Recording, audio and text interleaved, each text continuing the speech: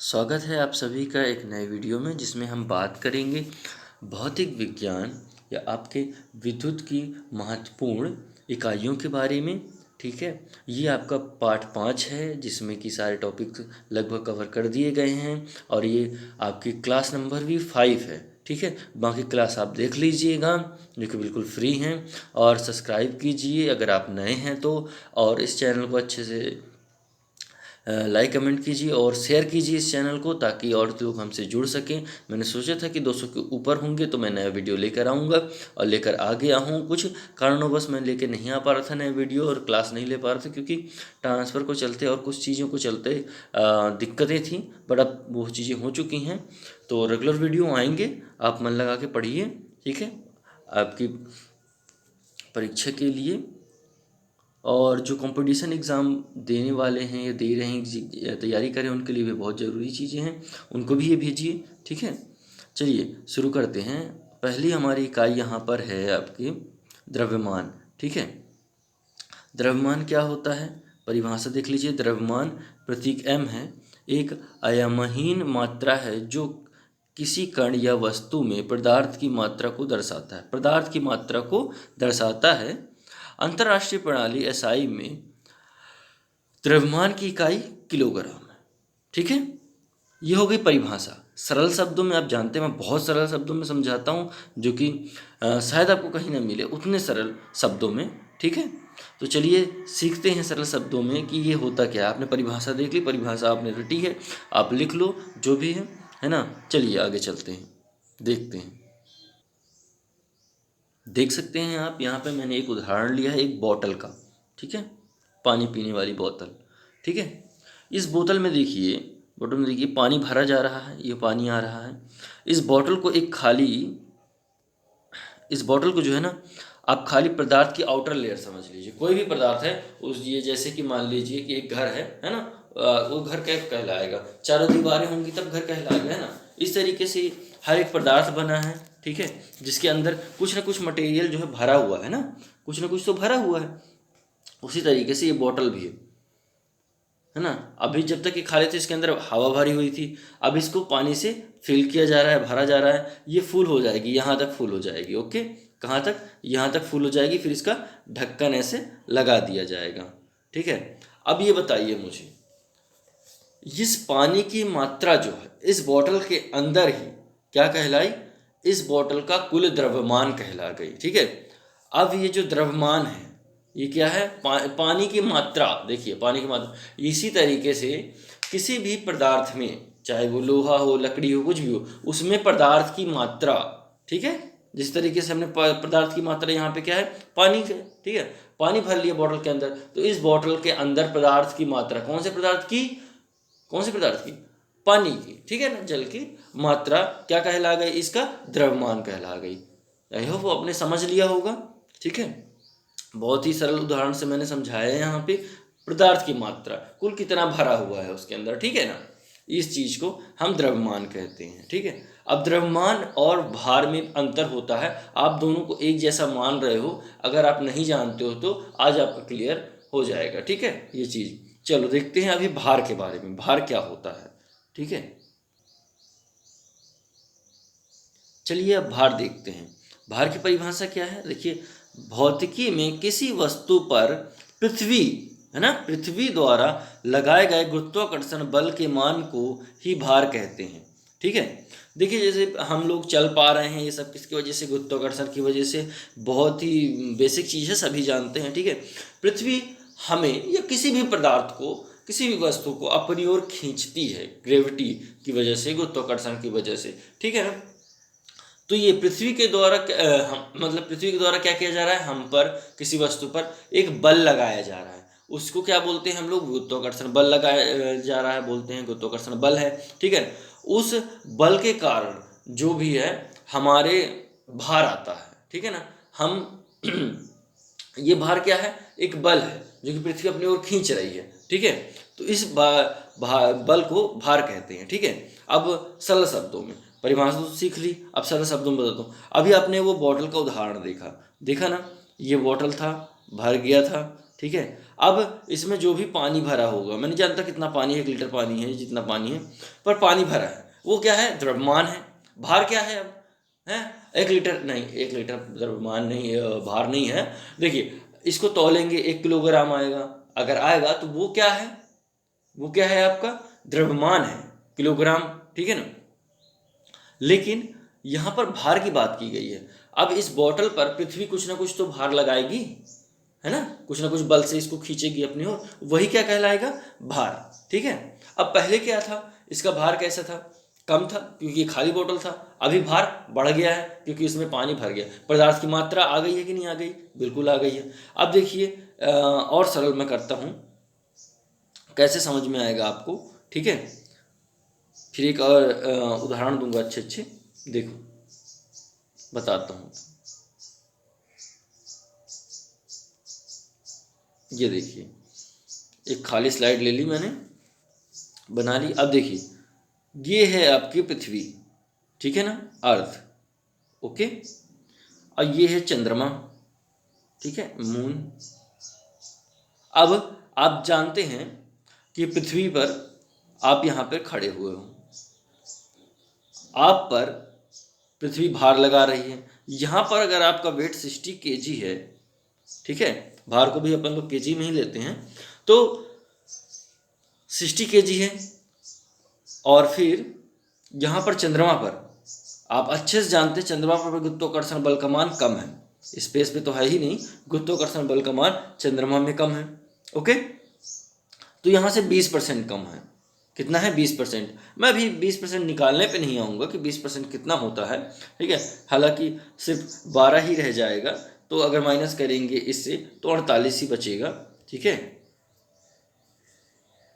यहाँ पर तो देखिए आपको मैं बता दूं कि आपका वेट चंद्रमा में अगर 48 kg रह जाता है, आप यहाँ से वहाँ जाए गए, ठीक है, आपका वेट यहाँ पे क्या था, 60 kg था, वहाँ पे कितना है, 48 kg है, फर्क आ गया ना। ये किस पे फर्क आया है, भार पे, क्योंकि दोनों ही पिंड जो है अपने अपने ग्रेविटेशनल फोर्स, ये गुरुत्वाकर्षण से आपको अपनी तरफ, या आपको या किसी भी वस्तु को अपनी तरफ खींच रहे हैं, जिसे कि गुरुत्वाकर्षण कहते हैं, ओके। ये हो गया गुरुत्वाकर्षण। पर आप देखिए यहाँ पर आप देखेंगे, ठीक है, यहाँ पर आप देखेंगे एक बॉटल का उदाहरण लीजिए। अब आप मत जाइए चंद्रमा पर, कोई दिक्कत नहीं है, मत जाओ, एक बॉटल का उदाहरण लो। यहाँ पे देखो एक बॉटल है, वही पानी वाली बॉटल, वो बहुत काम करेगी आज आपके लिए, ठीक है। पानी भर देते हैं, ये पानी भरा गया। अब मुझे बताओ यहाँ पे पानी 1 लीटर है और मुंह तक भरा हुआ है, ओके।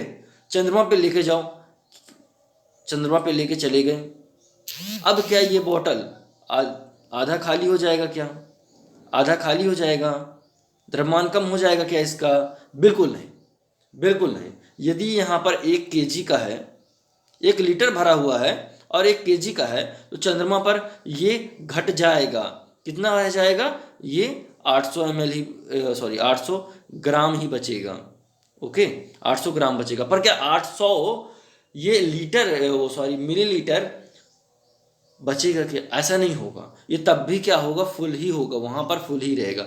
ये है पदार्थ की मात्रा, जो कि कहीं पर भी बदलेगी नहीं, उतनी ही रहेगी, जितनी यहाँ है उतनी कहीं हर जगह पर रहेगी। तो पदार्थ की कुल, किसी पदार्थ में उसमें समाहित कुल मात्रा, है ना, किसी भी वस्तु में पदार्थ की समाहित कुल मात्रा को हम द्रव्यमान कहते हैं। क्या कहते हैं, द्रव्यमान, ठीक है। और देखिए भार क्या होता है, जो पृथ्वी या कोई भी पिंड उस अपनी ओर खींच रहा है, ठीक है ना, गुरुत्वाकर्षण बल से, उसके कारण भार उत्पन्न होता है, ठीक है। यहाँ पे भार घट जाता है, लेकिन आपके देखो ये 1 लीटर पानी को कहीं नहीं घटा, ठीक है। आई होप कि आपने बहुत अच्छे से समझ लिया होगा। मैं बहुत ही धीरे धीरे समझाता हूँ, इसलिए लेंदी अगर आप समझ रहे होंगे तो उन बच्चों के लिए जो नहीं समझ पाते हैं, 10वीं से आ जाते हैं ITI करने के लिए, है ना, उनकी वजह से, ठीक है। अब आपको दोनों चीज़ों के बारे में अच्छे से पता चल गया होगा, भार और द्रव्यमान में क्या अंतर होता है, ठीक है। अब हम अपनी नेक्स्ट इकाई के बारे की ओर बढ़ते हैं। हमारी नेक्स्ट इकाई क्या है, 2 इकाइयाँ यहाँ पे मैंने स्पष्ट कर दी आपको, द्रव्यमान और भार। अब विद्युत से संबंधित इकाइयों के बारे में पढ़ते हैं। चलिए आगे बढ़ते हैं। हमारी यह इकाई है एम्पियर, ठीक है। इलेक्ट्रिकल की बहुत बड़ी इकाई हो जाती है, एम्पियर आपको जानना बहुत ज़रूरी है। इसे किसे प्रदर्शित करते हैं, ए से, ठीक है। इसे प्रदर्शित करते हैं, जैसे आप स्विच खरीदने जाते हैं तो कहते हैं 5 एम्पियर का स्विच दो, ठीक है। एम्पियर क्या बताता है, उसकी मात्रा बताता है कि कितने करंट तक ये सह पाएगा, ठीक है। अच्छा, एम्पियर होता क्या है, चलिए देखते हैं। एम्पियर धारा की इकाई है, ओके। इसे अक्षर ए से दिखाया जाता है। परिपथ के 1 ओम प्रतिरोध को 1 वोल्ट का विद्युत वाहक बल लगाने पर परिपथ में 1 एम्पियर धारा गुजरती है। क्या हुआ इसका मतलब, चलिए समझते हैं।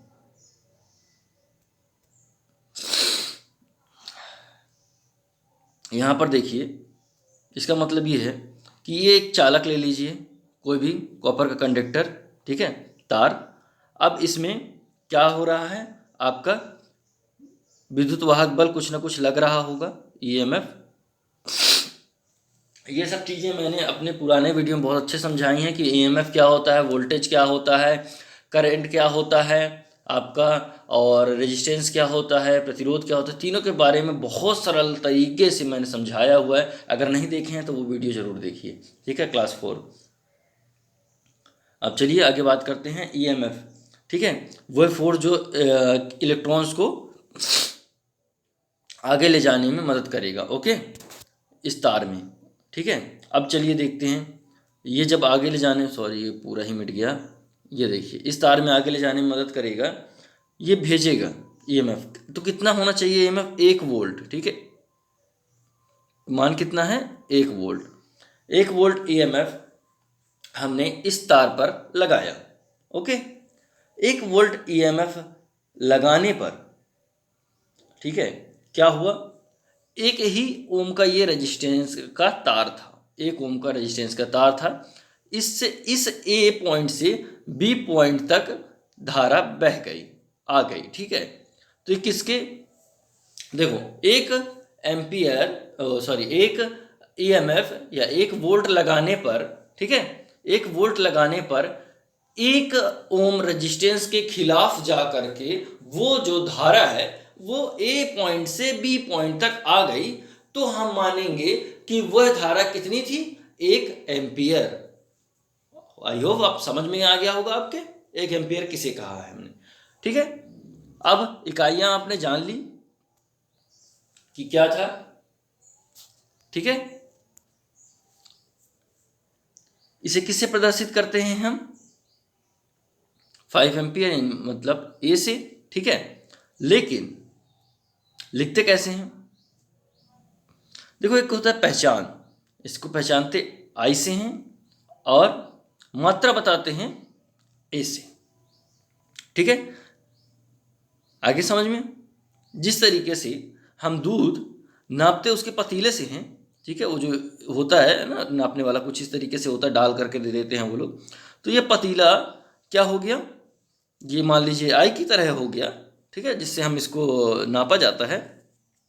बट इसकी मात्रा को कैसे बताया जाता है, एमएल में या लीटर में, है ना। तो ये मात्रा हो गई, ठीक है। आ रहा समझ में आपको।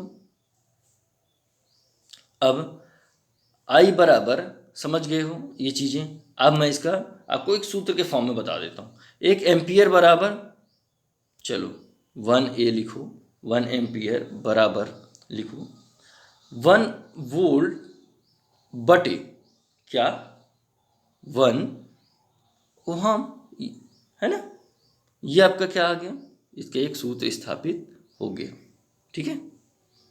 चलिए आगे बढ़ते हैं। देखो 1 वोल्ट लगाए, 1 ओम के विपरीत भेजे तो वो उसे कह दिए 1 एम्पियर, ठीक है। 1 वोल्ट लगाकर 1 ओहम की लड़ा करके मान लीजिए उसको भेजें, किसको, विद्युत को, ठीक है, इलेक्ट्रॉन्स को। अब चलिए आगे चलते हैं, अगली इकाई हमारी देखते हैं कि अगली इकाई कौन सी है, ठीक है, उसको पढ़ते हैं। अब देखिए यहाँ पर आ गया 1 ओम, ठीक है ना। 1 ओहम क्या होता है, 1 ओहम जब किसी परिपथ में 1 वोल्ट के प्रभाव से 1 एम्पियर की धारा गुजरे तो उस परिपथ का प्रतिरोध 1 ओम होगा। जो आपने समझा है बस वही, थोड़ा सा बस और समझ लीजिए, ज़्यादा नहीं, बस थोड़ा सा। ये देखिए, ये थी तार, है ना, इसमें क्या लगाया हमने, एक वोल्ट लगाया, ठीक है, ए से बी तक यहाँ पे नापा, तो यहाँ पे पता है कितना एम्पियर आया, 1 एम्पियर आया। इसका मतलब इस तार का रेजिस्टेंस 1 ओम होगा। ओके, वही चीज़ें हैं, बट और हाँ, एक चीज़ जो मैं भूल गया था, सॉरी, उसके लिए मैं आपको यहाँ पे बता दूँ। देखिए, मैंने आपको पढ़ाया द्रव्यमान, ठीक है, द्रव्यमान बताया था और भार बताया था। इनकी इकाइयाँ प्रदर्शित किससे किए जाते हैं, चिन्ह, वो नहीं बताया था मैंने, बता देता हूँ। देखिए, भार को वेट कहते हैं, इसलिए डब्लू से, ठीक है, डब्लू बराबर हर जगह लिखा जाता है, डब्लू से पहचाना जाता है। और द्रव्यमान को मास यानी एम से। ओके, एम तो बता ही दिया था मैंने, दोनों में यहाँ पे भी फर्क देख लीजिए। अब चलिए आगे चलते हैं, ठीक है, नेक्स्ट, सॉरी, इसको समझते हैं। तो मैं डायरेक्ट आपको यहाँ पे इकाई ही बता देता हूँ, है ना। देखिए, आप समझ गए हैं 1 ओहम क्या होता है। 1 ओहम बराबर क्या होता है, 1 वोल्ट बटे 1 एम्पियर। ये आपका एक सूत्र बन गया। ओके, ठीक है, जब हम ओम का नियम पढ़ेंगे ना तो इसको और अच्छे से सिंप्लीफाई कर पाएंगे, ठीक है। अगला है आपका वोल्ट, ठीक है। चलिए वोल्ट को अपन देखते हैं। चलिए आज आपका कन्फ्यूजन पूरी तरीके से क्लियर कर ही देते हैं, ठीक है, एक बार और। इसका एक अलग वीडियो भी मैंने डाला है, देख लीजिएगा। वोल्ट होता क्या है, वोल्ट की कोई परिभाषा नहीं, जितनी परिभाषा पढ़ोगे ना कन्फ्यूजन होगा। वोल्ट, इसको वी बस लिख लो यहाँ पर। ये क्या है, इकाई है, ठीक है, ये क्या है, आपकी इकाई है, ठीक है। किस किस चीज़ की इकाई है, अब इकाई क्या होती है, यूनिट, इंग्लिश में बोल दिए तो अलग नहीं हो गया, बाकी वही चीज़ है ना। जैसे अपन दूध नाप रहे थे तो किस में नाप रहे थे, लीटर में, है ना। उसी तरीके से, ठीक उसी तरीके से यह भी है, वोल्ट को वोल्ट से नापते हैं, ठीक है ना। किसी भी अगली राशियाँ जो बताऊंगा उन्हें वोल्ट से नापते हैं। इसकी कोई परिभाषा मत रटिएगा, समझ में आई, ये सिर्फ इकाई है। चलो आगे चलते हैं, तब समझ में आएगा। देखिए यहाँ पर आप समझते हैं EMF, ठीक है, और दूसरा वोल्टेज, ठीक है, दोनों में क्या अंतर है मैं बता दे रहा हूँ। EMF क्या करता है, विद्युत को ये किसी तार में A पॉइंट से B पॉइंट तक ले जाने का कार्य करता है, यहाँ से यहाँ तक, ठीक है।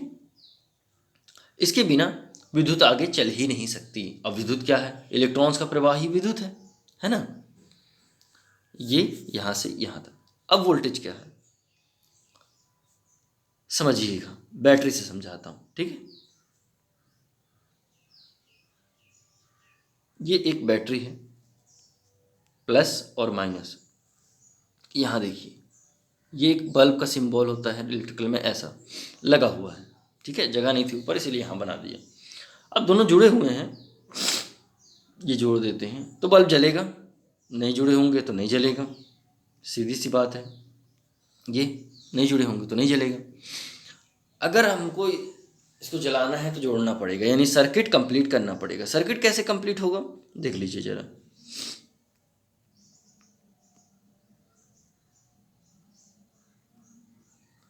किस तरीके से सर्किट कंप्लीट होगा, यहाँ से धारा उठी, ठीक है, प्लस से जाते जाते जाते जाते इसके अंदर घुसी और इसके अंदर से ख़त्म होकर के थोड़ा बहुत जो बचा वो किस में से आ गई, एक माइनस में वापस से बैटरी में आ गई।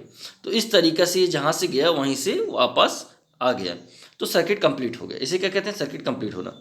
जब भी सर्किट कंप्लीट नहीं होगा तो क्या होगा, बल्ब नहीं जलेगा, ठीक है ना। सर्किट कंप्लीट होने से ही धारा प्रवाह होती है, इलेक्ट्रॉन्स का प्रवाह होगा, नहीं तो नहीं होगा। अब मैं बता देता हूँ कि वोल्टेज क्या होता है। देखिए, अगर ये 12 वोल्ट की बैटरी है, तो 12 वोल्ट हमने यहाँ पे इस्तेमाल क्यों किया, वोल्टेज क्यों नहीं इस्तेमाल किया? क्योंकि वोल्टेज या ईएमएफ को हम लोग इकाई क्या दर्शाते हैं कि किस इकाई से जानते हैं, वोल्ट से, इसीलिए हमने यहाँ पे वोल्ट लिखा हुआ है। ठीक है, ये बस एक इकाई का काम करेगा, इसकी कोई अलग से परिभाषा नहीं है। ठीक है, अब देखिए यहाँ पे जब आप नापेंगे ना, वोल्टेज नापेंगे, ठीक है, मल्टीमीटर से या वोल्ट मीटर से, तो आपको कितना आएगा, 12 वोल्ट आएगा। ओके, समझ में आ गया आपको? यानी ये 12 वोल्ट ईएमएफ है जो कि लेके जा रहा है, 12 वोल्ट का ईएमएफ लेके जा रहा है आपके करंट को, विद्युत को, इस बल्ब के अंदर, है ना, जिसकी वजह से बल्ब जले। अब जब सर्किट कंप्लीट होगा, यूं जब जुड़ जाएगा तो एम्पियर आ जाएगा, यहाँ पर करंट फ्लो होने लगेगा, बल्ब जलने लगेगा। उस दौरान वोल्टेज ड्रॉप होगा, कुछ ना कुछ वोल्टेज घट जाएगा। जैसे आप ही बहुत दूर से तार लेकर के आओ तो वोल्टेज घटा मिलता है, वहाँ 200 मिल रहा था तो यहाँ से 180 मिलेगा, 220 मिल रहा था वहाँ तो यहाँ पे 200 मिलेगा, उस तरीके से। तो यहाँ पर आपको अगर 11 वोल्ट मिल रहा है, घट के मिल रहा है, तो देखिए वोल्टेज यानी विभव में अंतर, वोल्टेज का हिंदी नाम है विभवांतर, विभवांतर। ठीक है, यानी विभव में अंतर। तो यहाँ का विभव कितना था, 12 वोल्ट, वहाँ का कितना है, 11 वोल्ट, तो माइनस करेंगे तो 1 वोल्ट आया। ओके, वोल्ट है इकाई। इसी अंतर को क्या कहते हैं, वोल्टेज या विभवांतर। आगे समझ में? ये है वोल्टेज, और ईएमएफ आपका जो यहाँ से यहाँ तक लेके जाए, ठीक है, उसे कहते हैं। चलिए, आई होप आपने बहुत कुछ समझा होगा आज की क्लास में। अब इस क्लास का अंत करेंगे, और आपकी इकाइयाँ भी बची हुई हैं, लेकिन ज़्यादा लंबा वीडियो को न बनाते हुए वीडियो को यहीं पर छोड़ेंगे, क्लास यहीं पर समाप्त करना पड़ेगा हमें। अगली क्लास में आप पढ़ेंगे कूलाम, कार्य, यांत्रिक कार्य, ठीक है, और जूल, अर्ग, ये सब चीज़ें आप पढ़ने वाले हैं। इम्पोर्टेंट क्लास होने वाली है, तो उस क्लास में ज़रूर आइए और क्लास अटेंड कीजिए। चैनल को खूब सब्सक्राइब कीजिए, शेयर कीजिए, ठीक है ना, कमेंट कीजिए जो आपको समझ में आता है, नहीं आता है, या जो मेरे लिए आपके कमेंट हो कि मुझे और क्या करना चाहिए। ठीक है, मिलते हैं अगली क्लास में।